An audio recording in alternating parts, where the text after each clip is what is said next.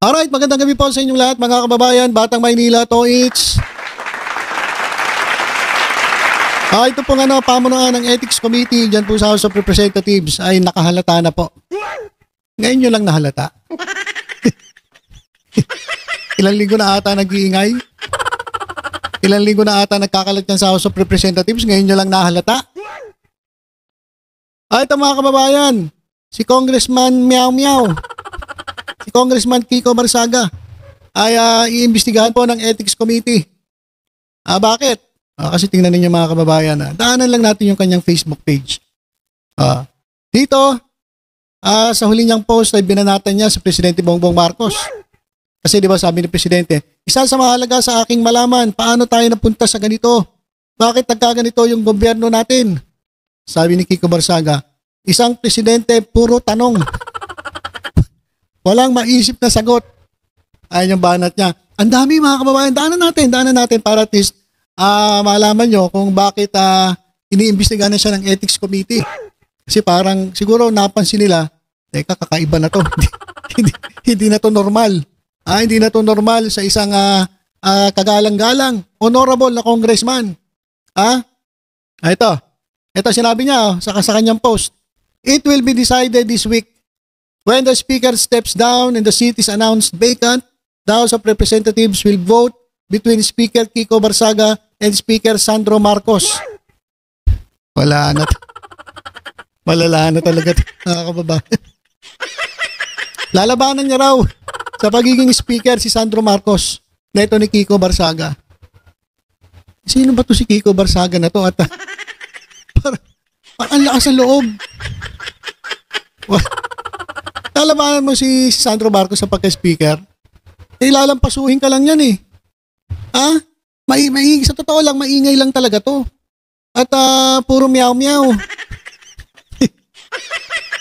Ito. Nagpunta dyan, kinausap niya yung mga nagbabantay dyan, yung mga police, QCPD. Ito, binanatan niya si Tito Soto, Senator Tito Soto. Sabi kasi ni Tito Sen sa isang interview, mamatay sila sa sama ng loob. Sabi ni Kiko Barsaga, baka ikamatay na talaga namin ang aming sama ng loob sa inyo ni Romualdez. Pero handa kaming mamatay para sa Pilipinas. Wow. Talaga lang So lagi idinidikit ni Barsaga etong si Tito Sen kay Romualdez. Diba sabi nga niya, etong si Tito Sen ay tutan ni Romualdez. Ano pa? Sino pa inaway na ito? Ito pa, nagkomento na naman siya kay Presidente. If I weren't president, I might be out in the streets with them. Ito yung sinabi Pangulong Bongbong Marcos na kung di siya presidente, talagang kasama siya na mananawagan na itigil na itong korupsyon dito sa bansa natin. So sabi naman niya, ni Kiko Barsaga, ni Congressman Meow Meow, we are marching in the streets because we believe in a better future for our country's government. The Philippines does not belong to Marcos and Romualdez. Ayan, mga banat niya, no? Tapos, ayan, yung mga post niya. Actually, mga kababayan, bago pa siya nag-ingay, nakikita ko yung mga post niya kasi nakafollow ako rito eh. Nakikita ko yung mga post niya, kumakain siya kung saan-saan, kumakain dyan sa Soler, kumakain sa Makati, kumakain dito sa Cavite, kung saan-saan kumakain. Kasama niya yung mga babae, hindi ko makilala kung sino yung mga babae, baka tropa niya. So, yun ang kadalasang post niya. Nagulat na lang ako, biglang nag-iba yung mga post niya. Yung mga post niya, panay, pangontra. Lahat na ata ng politiko, inaway. Ayan mga kababayan. Ito. Ayan, post siya. Si Senator Tito Soto ang protector ni Speaker Martin Romualdez. Si Senator Ping Lacson naman ang protector ni Senator Tito Soto. Ayan. So, hindi ko alam kung itong mga sinasabi niya ay merong kaakibat na na penalty. Kasi kung ano-ano sinasabi niya Ewan ko kung ano basihan niya, mga kababayan Kung ano basihan niya. Ito pa. Hindi ba nila naiisip na baka si Martin Romualdez ang tuta ko? Sabi raw ni Tito Sen. Sabi niya, ganyan din yung isang pusa ko. Sobrang yabang, kala mo siya ang amo, pero lalapit agad pag naglabas na ako ng cat treats. Mahilig kasi sa pusa talaga to, mga kababayan. Yun naman ang nagustuhan ng mga cat lovers. Talaga nga pinoprotektahan niya ito mga pusa. Dapat ito congressman ng mga pusa, hindi po congressman ng mga tao. Dapat congressman ng mga pusa. Yan, pwede. Oh, ayan sabi ko, di ba? Mahilig siya mag-post ng mga ng mga, ayan, ewan ko kung sino yan, mga kasamahan niya, kumakain. Mahilig pa mag-post to, mahilig kumain. May kasamang mga babae. Ayan, Ayan, sa Kuratsahan, sa Barangay Burol 1. Ayan, Ayan, mga kasama niya mga babae. Tapos, eto mga kababayan, pati yung congressman sa Imus, binanatan din. Sabi ni Congressman AJ Advincula sa aming pong leader sa Kongreso, ang talaga namang action man, Mr. Rice. Pero kung hindi niyo matatanong, halos lahat binibigay namin dito sa distrito galing po sa kanya. Walang ibang House Speaker, Martin Romualdez. Sabi ni Kiko Barsaga, Mr. Rice talaga yan si Romualdez, Mr. X Rice pala. So, halos lahat po, sige, vote Teodoro, binanatan. Sino pa binanatan nito? Ang dami, John Vic Rimulya, binanatan din. I will use my position in Congress to call for the legal protection of the protesters tomorrow. All corruption has its end and I salute all of our nation's heroes, new heroes that will bring change to a broken system. Ayan. Maganda naman yung kanyang maganda naman yung kanyang adikain. Maganda naman yung gusto niya mangyari. Pero parang may tama Ay, hindi, parang may mali Tama to May tama. Parang may mali Pati si Vince Dizon binanatan. Nagsimula ito nung sabi niya na dapat ang imbestigahan itong si Romualdez. Sa lahat na nangyayaring anomalya dito sa flood control projects, dapat daw ang imbestigahan pinakauna si Martin Romualdez. Pati ito si Ace Barbers binanatan, John Vic Rimulya, alam ko si Vico Soto, Tito Soto, Vico Soto, lahat po mga kababayan, binanatan na ito ni Congressman Meow Meow Sabi niya, my goal here isn't to have Speaker Romualdez judged guilty on any crime. My intention is to show the people that no matter what they do, Speaker Martin Romualdez is untouchable. Ayan, sabi ni Kiko Barsaga. So, naging maingay si Kiko Barsaga at nangyari, sumobra na po yung ingay. Wala na po sa ayos. Wala na po sa lugar. Kaya ito mga kababayan, ito po, sila po ay nagsagawa ng press conference para maipaliwanag bakit kailangang humarap dito sa Ethics Committee kasi mayroong formal ethics complaint regarding the conduct of Representative Kiko Barsaga. Pero bago yan, panoorin nyo to. Tingnan nyo kung talagang malakas ang tama nito. Ito, pakinggan ninyo. Tayo po na nakaupo, subukan nyo namang tumayo. At baka mamyaw meow meow, meow meow meow meow meow meow. Magbabago na ang House of Representatives. We will bring justice into this corrupt system. Tayo po na... Ayan po. Matino ba yan? Yan ba ang dapat maging aksyon, kilos ng isang congressman? Batang-bata pa kasi.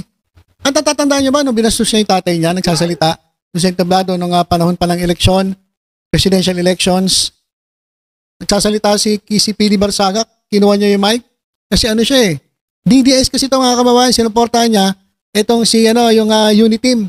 Pero tatay niya, si PD Barsaga, Congressman PD Barsaga, sinuportahan, itong si Leni Robredo. Ang biruin mo sa kalagitnaan ng inagaw ba naman yung mic sa tatay niya? Tapos BBM.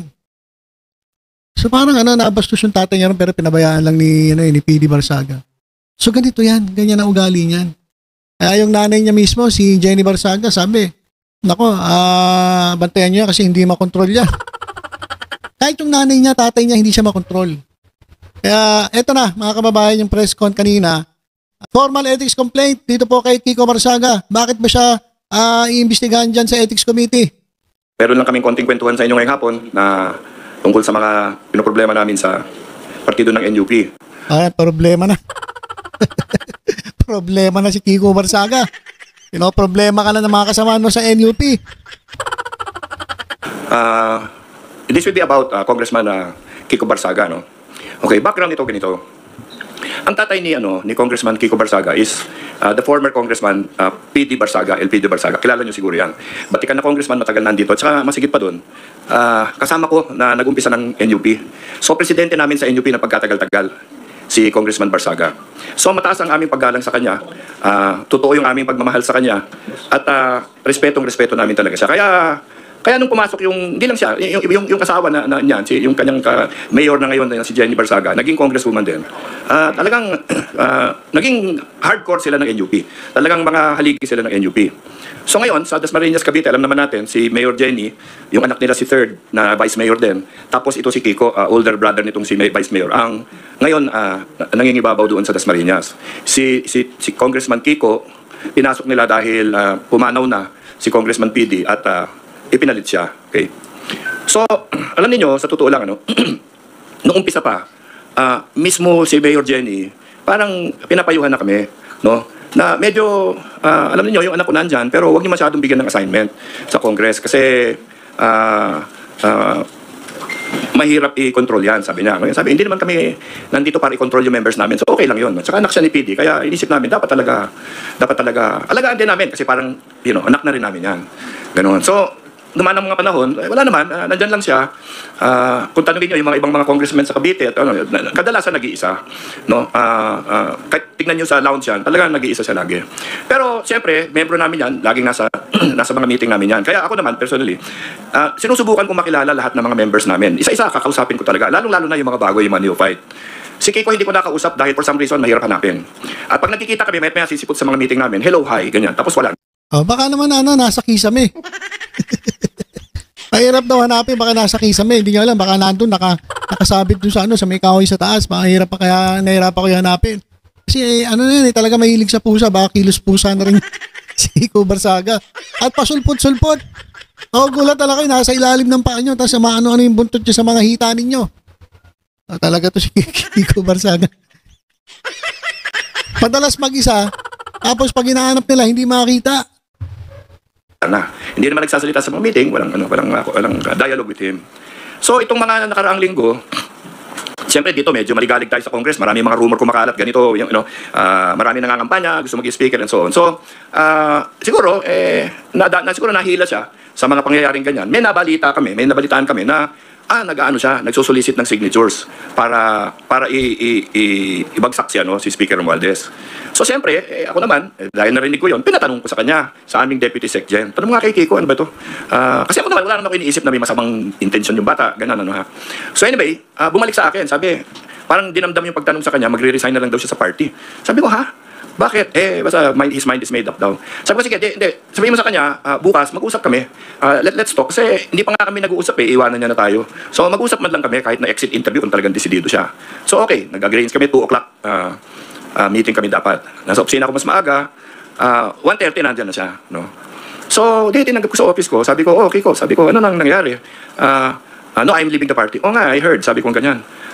Sabi ko, your father was one of the real founders of this party in 2011 also. At you might want to reconsider. Kasi kung hindi naman ganun kalalim, yung mga problema mo with the party, baka we can fix it. At saka, wala naman ako naririnig na problema. Sabi niya, no, wala naman problema. It's better for you and for me that I just resign. So, ayun yung explain bakit. Really? Sige, well, Kako, if that's really your decision, Kako, I wish you well. Good luck with whatever you're going to do. Okay? Pagbaba ng opisina ko, dumiretso pala dito. Tapos, nagsalita na. Ina-accuse ko daw siya na nabasa ko lang, he was accusing me of accusing him of starting a negative campaign against the speaker. Na never ko nasabi, never naman namin napag-usapan, at hindi niya binanggit nung nag-uusap kami. And then binanata na si speaker na, kailangan matanggal yan, etc. That one statement that he had, alam mo, that came within an hour from the time nag-uusap kami. Na wala naman masamang pinag-usapan, di ba? So yun ang background dyan sa ganyan. So then nag-usap-usap kami, mga party mates namin. Lahat ito, mga long time NUP na rin sila. And siyempre, all of us are friends of Congressman PD Barsaga and the wife, Mayor Jenny. So pinababayaan lang namin. Pero lumalaki ng lumalaki. Parang nagka-traction daw siya, nagte-trending daw, ganyan. Okay lang yun, no? Kaya lang sa akin, parang nasisingil kami sa NUP na bakit naman nagdala kami ng member na gano'n ang sasabihin, hindi lang tungkol sa Kongreso, tungkol sa buong gobyerno, no? At parang parang hindi yata, kumbaga he is not well. Alam mo yun? Ngayon nyo lang nahalata. Ngayon nyo lang nahalata na he is not well.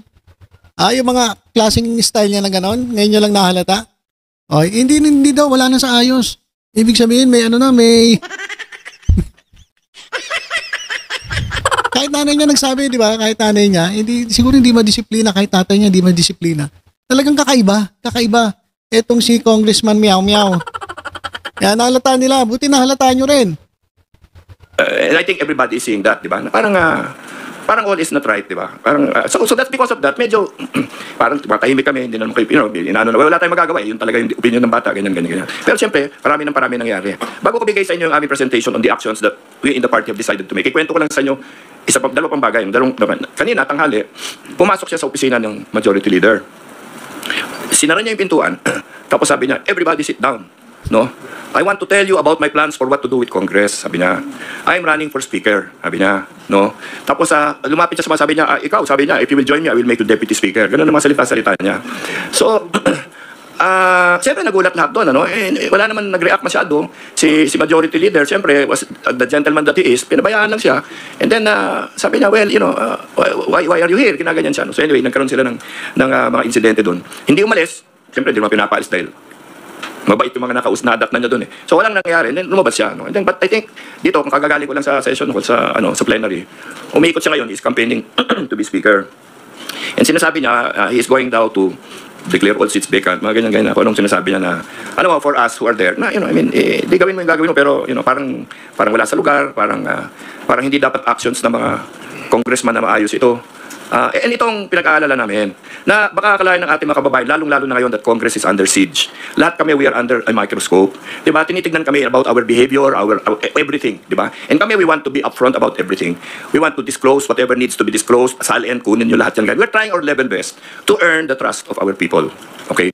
So medyo mahirap itong biglang may papasok na gito that will distract everybody from the serious stuff that we are doing. And with misguided behavior, will direct the people's attention to things that are not true, to things that are not proper, and to things that should not be discussed in a responsible gathering like Congress. Okay? So dahil dyan, nagdedesisyon kami na maybe, kumbaga, kahit na ba may mga anak tayo na mahal naman natin, naintindihan naman natin na bata pa sila, na dapat talaga tuturuan natin, di ba? Tutulungan natin na makarating sa tamang lugar. May panahon na talagang ang damage na ginagawa ay lumalabas na sa ating bakuran. No? So this is not just a damage to NUP anymore. Kasi kung yun lang, talagang pagpapasensyahan namin lahat yan dahil alang-alang sa kanyang tatay. No? Pero the damage is going everywhere. No? Tinitira yung Senate President. Tinitira yung ating Senate President pro tempore who is the head of the Blue Ribbon Committee. Tinitira lahat ng cabinet members. Yung Justice, yung DILG, yung DPWH at the time. When it's a very sensitive period. Not just for us here in the House of Representatives or DPWH, but the whole country. Kasi we have to resolve this issue of the, mga flood control and so on. And hindi maganda na nabababo yan, natatabi. And then kung ano-anong mga lumalabas na parang hindi naman seryoso, kundi ang balak lamang is manggulo. Okay, so dahil gusto namin ipakita sa Kamara na hindi kami sang-ayon sa ganyang klaseng behavior na will be disruptive to Congress, will be disruptive to the orderly running of our government, naisip namin na we have to do something. And malungkot kami dahil gagawin namin ito. This morning talaga, in fact, hindi kami unanimous sa partido. And NUP, kadalasan unanimous naman kami talaga eh. Pero hindi kami unanimous. No? Dahil lang iba nagsasabi, hindi, pabayaan na lang natin, let's just time it properly. Huwag na lang muna natin gawin itong gagawin natin. Kaya lang, we said that last week. No? And habang tumatagal, mukhang hindi humuhupa eh. No, parang nagagasol. Hindi humuhupa, lumalala pa nga eh. Tinira na presidente. Hindi natin alam kung sino patitirahin. Baka susunod, si Donald Trump natirahin yan. Diba? Baka yung mga presidente na ibang bansa na banatan yan. Diba? Delikado yan kapag ganun. So, hindi. Dapat talaga pigilan nyo na yan. Linahan no? Lalong tumitindi ang sunog. So sabi namin, hindi, pananagutan ng partido namin, it's our responsibility to our districts, di ba? Sa aming mga distrito. Na dapat naman sabihin, ng mga aming botante, namin seryoso naman kami mga tao dito at wala naman kaming pinapayagan na ganyan mambababoy na lang sa mga institusyon natin sa gobyerno kahit galing sa tao na is not well. Okay? So ito ngayon ang amin. So natapos kami sa ganito. Sige, let's bring it before the Ethics Committee. Because what is important here is not the culpability of the individual. Ito i-emphasize ko ito hindi kami nanghahabol ng tao dito. It's not culpability of the individual that we are focusing on. We are focusing on the standard of behavior that is expected from us here. Ano ba talaga yung dapat maging palakad namin sa aming paglingkod dito sa ating bayan, di ba? In fact, pumunta kami kay Speaker, sinabi namin gagawin namin to. Ayaw namin gawin ito kasi ayaw namin ma-distract yung tao sa mga importanteng dapat isipin, Pero sabi namin, pag hindi natin in-address ito, di parang pinabayaan na lang natin yung kahit ano na lang behavior ng congressman pwede dito sa Congress. Kung ano-anong dahilan pwedeng gamitin, di ba? O medyo nagkasakit ako, o medyo may high blood ako, kaya minute lang ulo ko, ganyan. No, actually, there are absolute standards of behavior that we have to apply on ourselves. Okay? At kung i-apply namin sa sarili namin yan, we have to apply it even to those people that we care about, the people that we love, the people that we care about, and we want to take care of in Congress, like our members. Okay?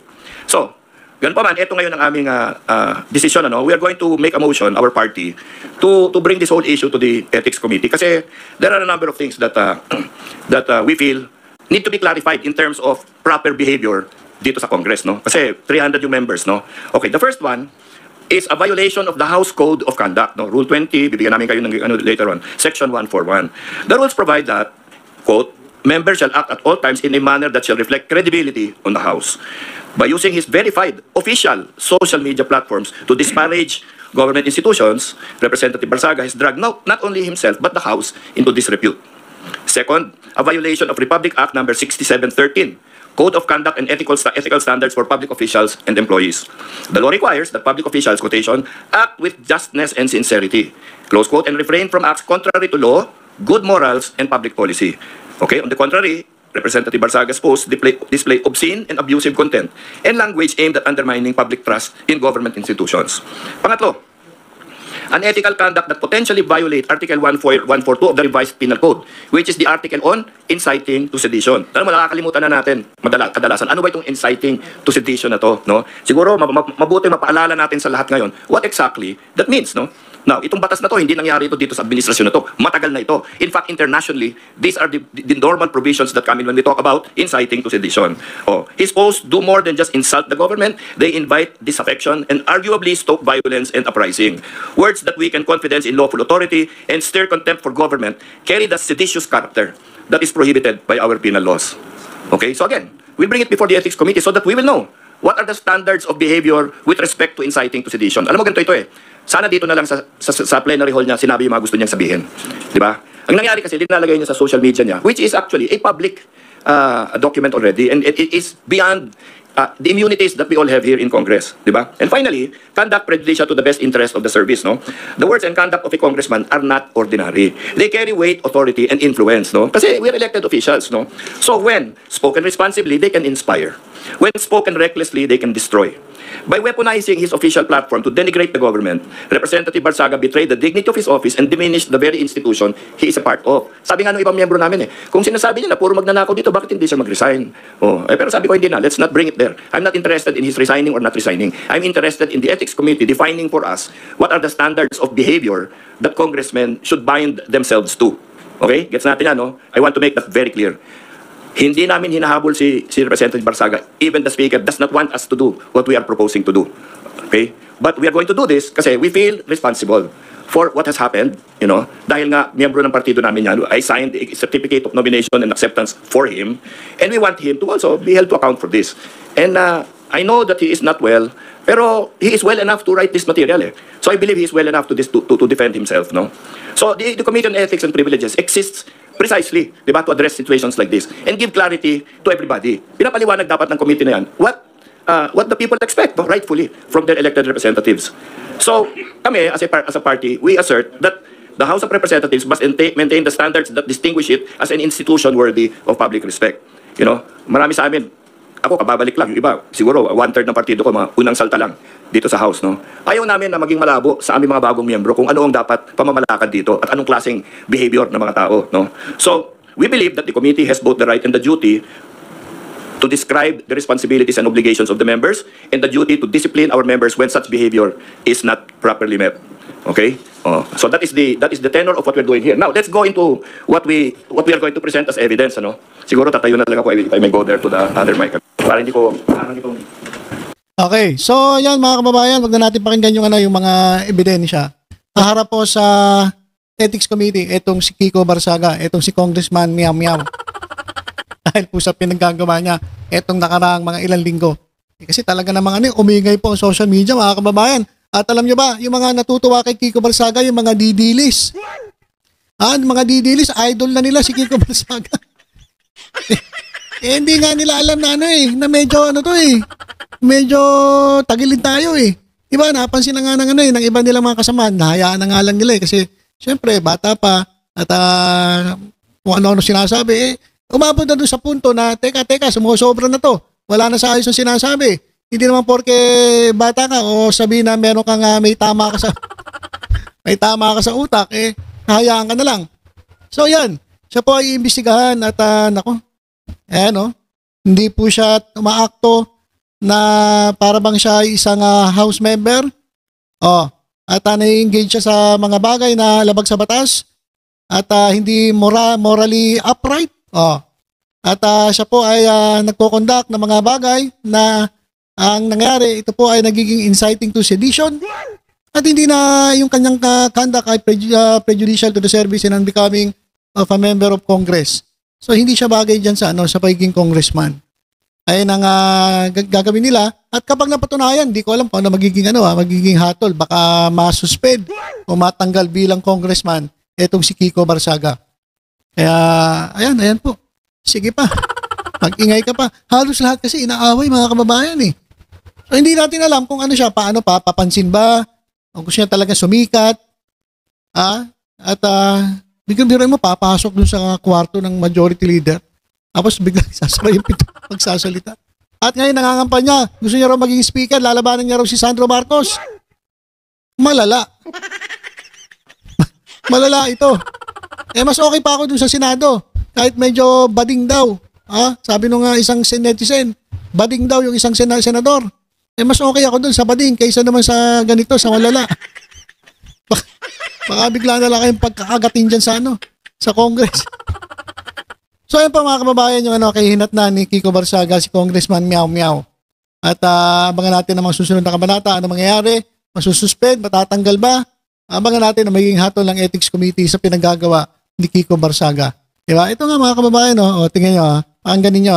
Tayo po na nakaupo, subukan nyo namang tumayo. At baka mamyaw meow meow, meow meow meow meow meow meow. Magbabago na ang... Tingnan mo. Kayo ba sang-ayon na matino ito? House of Representatives, we will bring justice into this corrupt system. Malala, mga kababayan, malala na ito. So kayo na po ang bahala umusga dito kay Kiko Barsaga. Pero mga DDS, tuwan-tuwa, idol lang nila to eh. Ako, kasi nababalitaan ko din naman eh. Tagal ko na sinusundan to, talagang parang may tililing. Parang may tililing eh. Para lang wala akong sinasabing meron, pero para lang. So, hindi napansin ng mga kasama nila, kaya ayan. Siya po imbestigahan dyan po sa Ethics Committee, dyan po sa House of Representatives. At dito naman kay Kiko Barsaga, sir, alam ko po na talagang gigil na gigil kayo. Siyempre, batang-bata, Gen Z. Pero, dapat nasa lugar talaga lahat. Hindi naman pwedeng sa banat ka ng banat. Lalong-lalo na, ikaw ay representante ng mga dyan sa iyong distrito, dyan sa Dasmariñas. Diba? So, dapat maging halimbawa ka. Yung ginagawa mo, natutuwa yung mga didilis, pero iba naman, naiinis na kasi parang wala ka na sa ayos. Diba? So, yun lang po muna mga kababayan. Tutok-tutok lang po dito sa Batang Manila Toys. Sa iba pang updates, ingat po tayong lahat. God bless po.